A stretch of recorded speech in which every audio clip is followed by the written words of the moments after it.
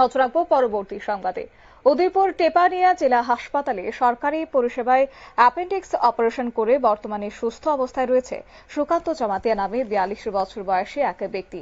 অবশ্য জানা গেছে 14ই মে প্রচন্ড ব্যথা অনুভব করার কারণে উদয়পুর ত্রিপুরা সুন্দরী মহকুমা হাসপাতালে চিকিৎসাধীন ছিলেন সুকান্ত জমাতিয়া, কিন্তু ব্যথা প্রচন্ড থাকার কারণে মহকুমা হাসপাতাল থেকে তাকে রেফার করে দেওয়া হয়েছে টেপানিয়া জেলা হাসপাতালে। পরে 15 তারিখ রাতে টেপানিয়া জেলা হাসপাতালে ভর্তি হয়েছেন রোগী সুকান্ত জমাতিয়া।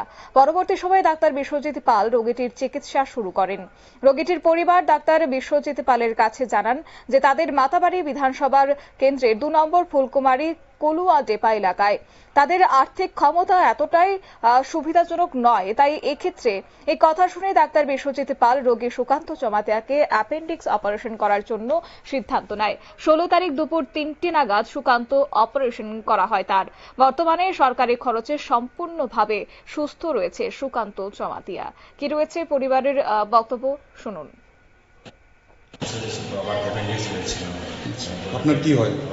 আচ্ছা, হসপিটালে যে বসুন্ধরা ছিলাম আমরা 2 দিন, ওর এখান থেকে রেফার দিয়েছিল টেপানিয়াতে, প্রায় এখানে ভর্তি আছে। এখানে দেখার পরে স্যারের কাছে অপারেশন লাগলো।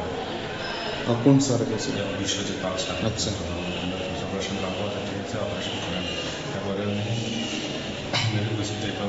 মানে জিবিটি রেফার দিয়েছিল। আমরা বলছি স্যার জিবিতে দিকে না, এখানে করে দিয়ে দিচ্ছে। সারা করেছে, সারা ভালোভাবে করে দিয়েছেন, দেখছি। এখন কেমন আছে রোগী? ভালো আছে। ভালো আছে। কেমন পরিষেবা পাচ্ছেন ডিস্ট্রিক্ট হাসপাতালে? ভালো পরিষেবা। আচ্ছা, আপনার কি নাম? নির্মল জমাতিয়া। আপনার কি হয়? উনি হচ্ছেন বাবা হয়। কতদিন ধরে আছেন এখন ডিস্ট্রিক্ট হাসপাতালে আপনারা? আজকে 3 দিন। 3 দিন ধরে। পরিষেবা ভালো? হ্যাঁ, ভালো। স্যারের ভালোভাবে দিচ্ছে, আমরা সহযোগিতা করছে। স্যারের উপর আমরা বিশ্বাস আছে, দেখে করেছি। ধন্যবাদ জানাই স্যারকে। আপনারা শুনলেন সুকান্ত জমাতিয়ার পরিবারের বক্তব্য।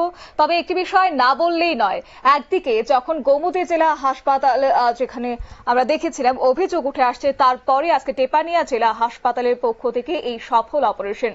অর্থাৎ এক্ষেত্রে বলাই যায় যে রাজ্যের মুখ্যমন্ত্রী যে স্বপ্ন দেখছেন সেই স্বপ্নকে বাস্তবায়িত করার জন্য যে চিকিৎসকদেরকেও একটা গুরুত্বপূর্ণ ভূমিকা রয়েছে, সেটাই আরো একবার প্রমাণ হলো টেপানিয়া জেলা হাসপাতালে।